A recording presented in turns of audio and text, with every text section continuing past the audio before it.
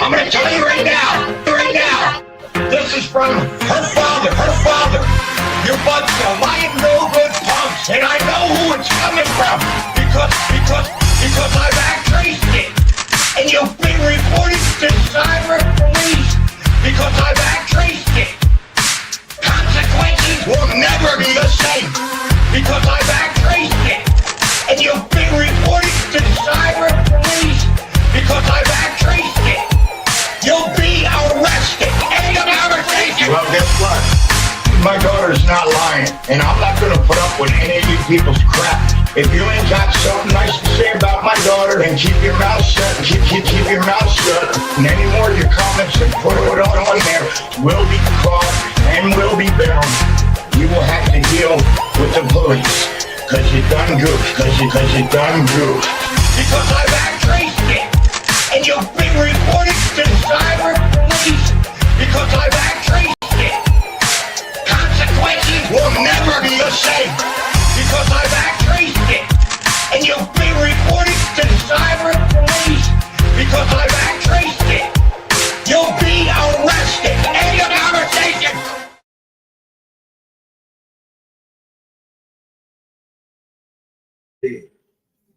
What up, y'all? Your boy blew up on here. And my cat wants out. Jesse James Hollywood was driving expensive cars. He was partying with his friends on nearly a daily basis. And he was living a rather lavish lifestyle for a young man without any legitimate means of employment. Less than 2 miles away, but a world apart, 15-year-old Nick Markowitz lived with his parents, Jeff and Susan. Nick was a typical teenager. He was a likable kid. Everybody loved Nick. He had a great sense of humor. He was always positive and fun to be around. But Nick's 25-year-old half-brother was an entirely different story. According to police, Ben was a friend of Jesse Hollywood and often bought marijuana from him. Shortly before the kidnapping, Ben and Jesse had a falling out after Ben refused to pay a $1,200 drug debt. He's a real little guy. Very obnoxious. Just the type of guy you'd want to take his stuff. I didn't fear him. Like I just said, Jesse was just a little man. I was like, $1,200? Yeah, sure, I'll get you later, buddy. Come on, man. Jesse, maybe where you've been. Jesse James Hollywood reportedly confronted Ben on several occasions. Go get your money, right? In the house at this. In the house. What are you smoking? Huh? This is your last chance. You got it? After numerous run-ins with Ben, Jesse reportedly had had enough. And on August 6th, he went looking for his former friend. Nick Markowitz just happened to be in the wrong place at the wrong time. What up, 3 viewers? Big relief. Get 100 plus channels of live sports, movies, and TV in one place. YouTube TV. Try it free. Terms apply. Cancel anytime.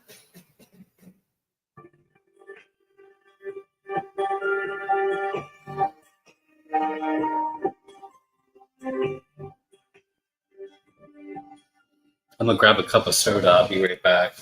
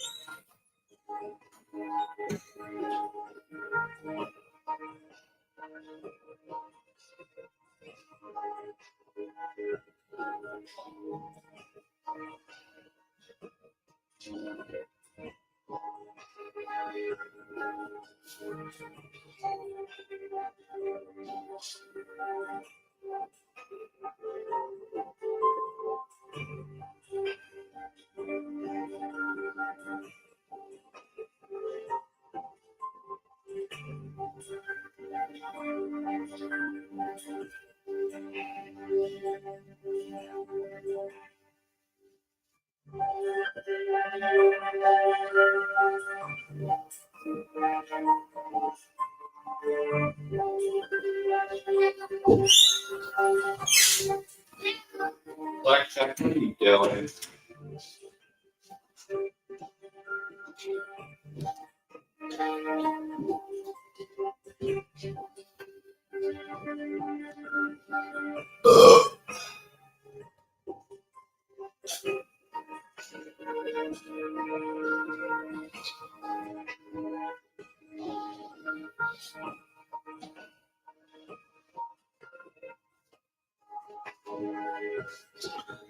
What up, 4 viewers?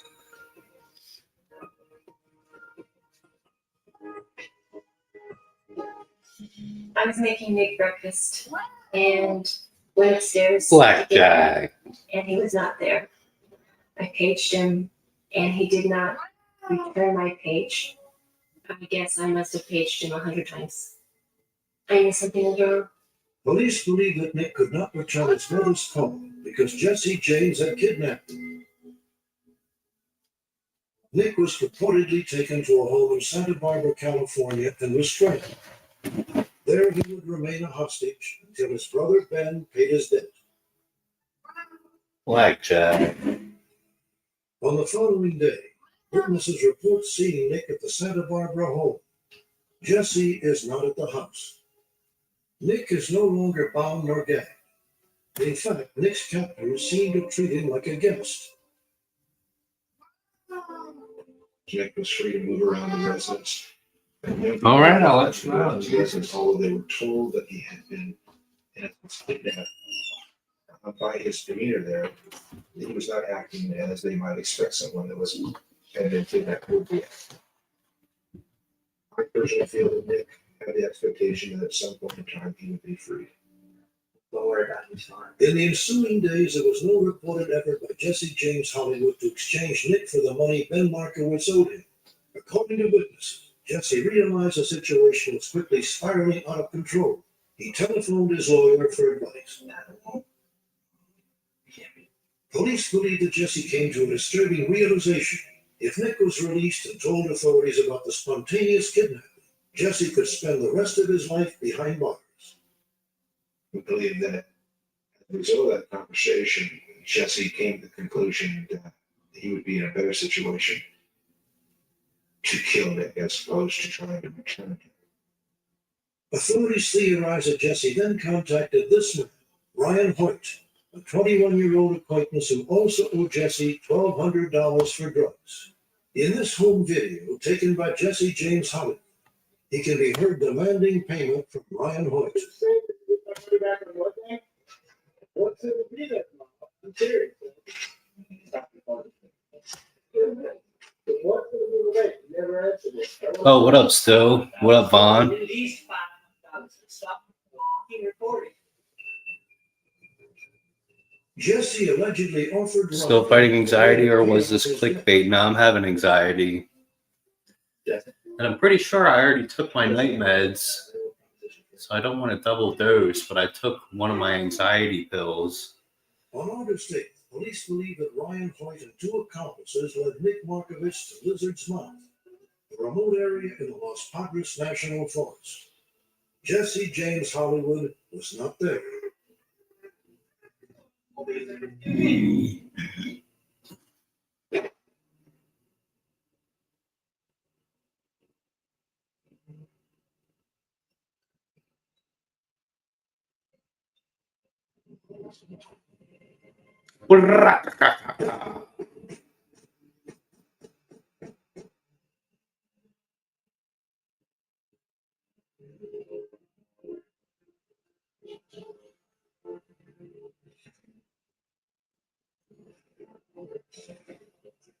We were friends.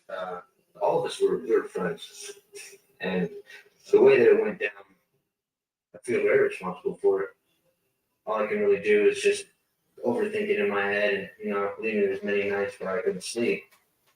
You my homie, I got 4 years concerned. later, the body of Nick Markovich Yeah, I'll be was found. okay. An anonymous tip from a teenager who saw Nick at the Santa Barbara home quickly identified several suspects in his kidnapping and murder. Within days, police arrested Ryan Hoyt and 3 accomplices for the crime. All 4 are pleaded not guilty, and and remain in custody at the Santa Barbara County Jail. But Jesse James Hollywood was nowhere to be found.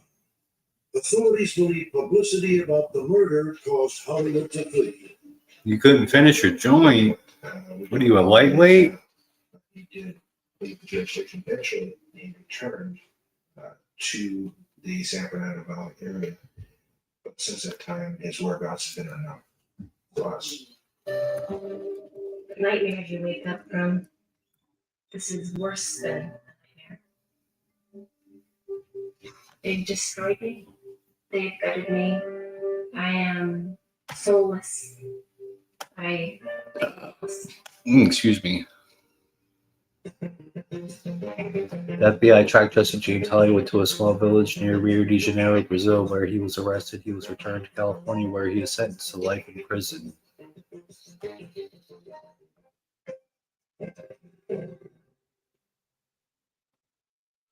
You ain't got homies to smoke with, damn. What about your girl? Does she smoke? Eric and Marilyn Bierman perform a quiet ritual.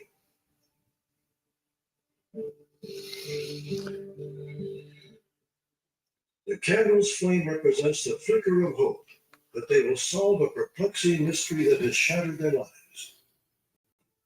She don't, yeah. More for you.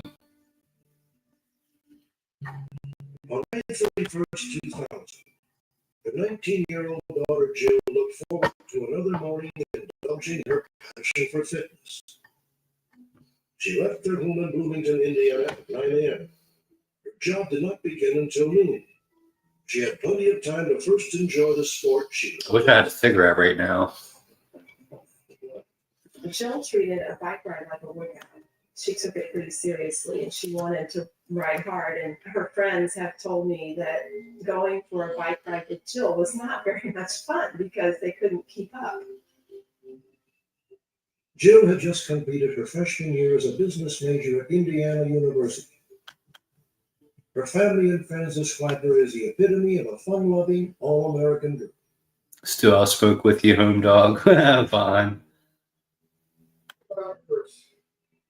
12 hours later, Eric and Marilyn became alarmed when Jill failed to return home. It's way after dark. It's very late. It's cold outside. And I was alternating between being sad or worried or maybe even angry, thinking, why would she do this? Why would she go off and not tell us what she's up to? I mean, just all those mixed emotions. I don't know what to think. It was that we both were really, I think, terrified as to just what might have happened to her.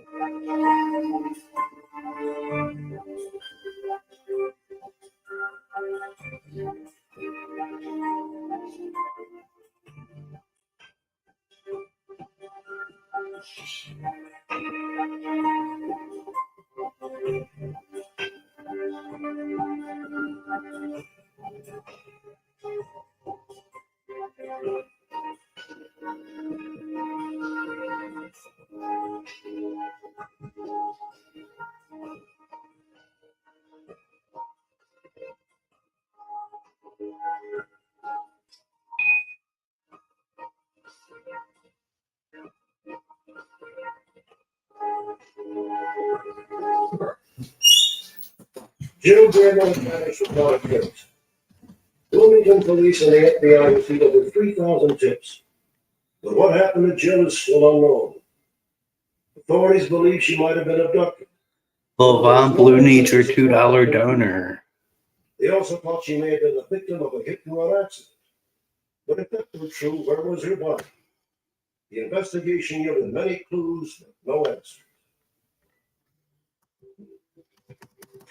News of Jill's disappearance spread quickly throughout Bloomington. 2 days after she vanished, townspeople by the hundreds joined investigators in an exhaustive search.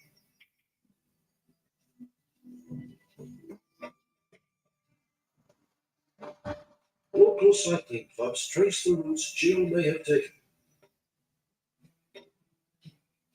They had groups of people not only searching the roads, but about 150 feet or so off on each side of the road. In the woods and the ravines and the areas along several of the roads and places that we know that Jill liked to ride. Despite the massive effort, no trace of Jill was found. But the same day the search began, a vital clue surfaced. A resident of Bloomington stepped forward, reporting that he had retrieved an abandoned bicycle 2 days earlier, the same day Jill had disappeared. Only later, when news about Jill broke, did he realize its significance. The bicycle serial number enabled police to confirm that it was Jill's. The investigators searched the area surrounding where the bike was found. But they found nothing. The location raised their suspicions. Jill was last seen south of her home riding in a southerly direction. Her bike was 10 miles northwest of that site. That's not a route that she would have been on that day. That's about 10 miles away. It's through town, it's through a great deal of traffic, and Jill hated riding in any kind of traffic. She wouldn't ride in the traffic. She's not with the bike, and the bike is somewhere she would not have ridden, and this isn't making any sense. This is even more mysterious and more scary now, because now I don't know what to think. 3 days after Jill vanished, the mystery deepened. A digital radio was found neatly placed in the parking lot of a Bloomington church. It was the same model and color as one that Jill usually took with her when she cycled.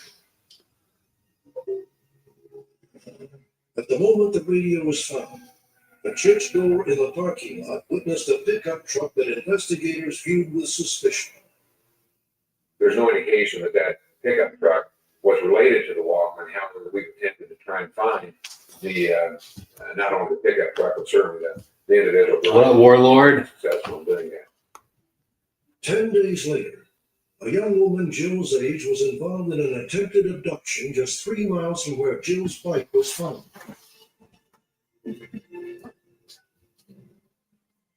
We certainly believe that there could be a correlation between the event in Ellisville and Jill's disappearance.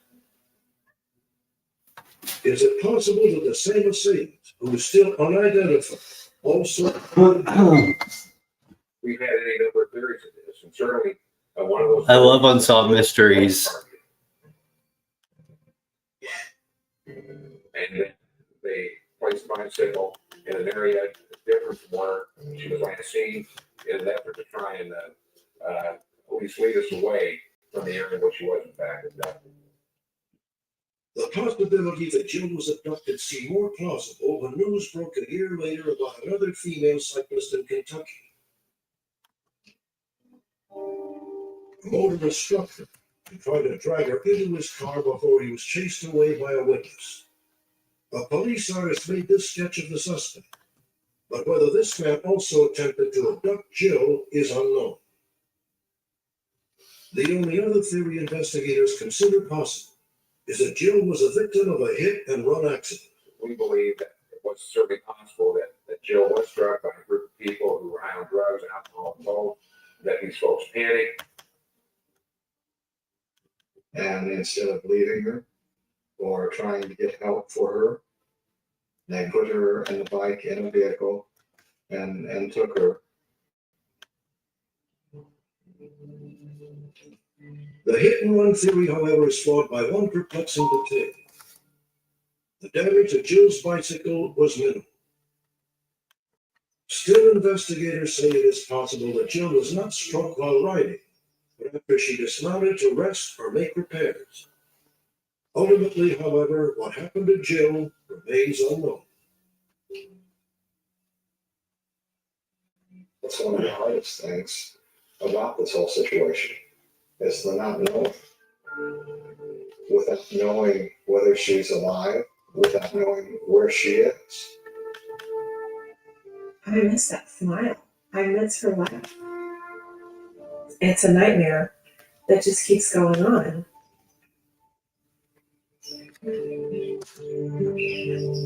Every night, we light the candle on the front doorstep.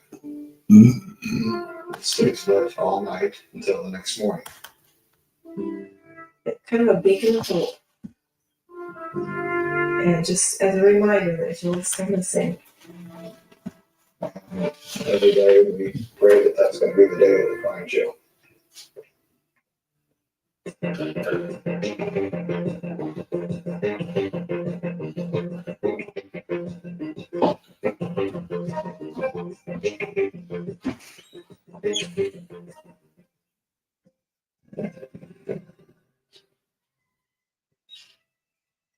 So did we just pick up the parade from the park or? 21-year-old Nancy Hunter and 19-year-old Billy Fisher met by chance in 1986.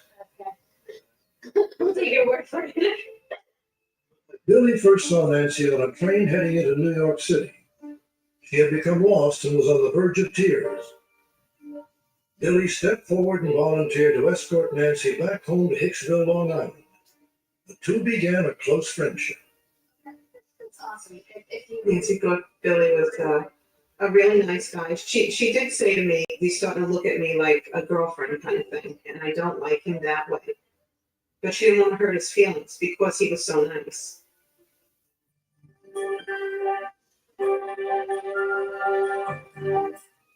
No, I forgot your birthday was coming up. The big 6'5". Yes. Under the chair. Here's the guy who's up to find a plan. Right? Just step into my office. Kind of canoe. You don't know planning for that years and you got 4 times to plan your birthday.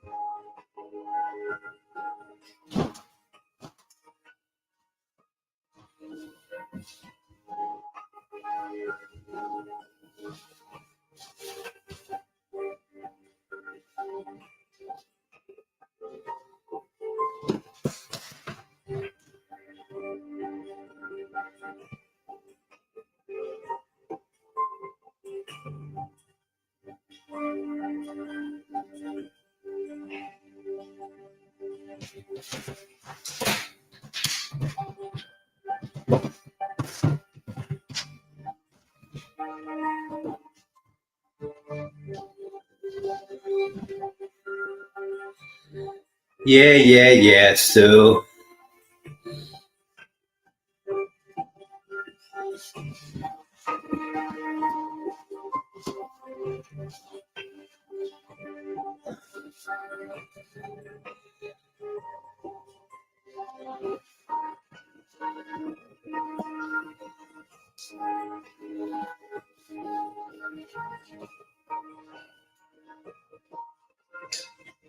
Bah.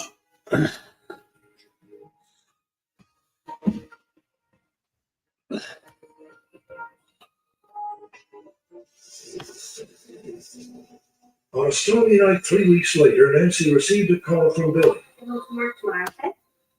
All right, I'll talk to you there. Bye-bye. You're welcome. actually in the house. All right, y'all, back in a bit. Billy had asked for a ride home from The joy of whole room freshness. Glade Plug-in Scented Oil Fan. All around you don't even know it.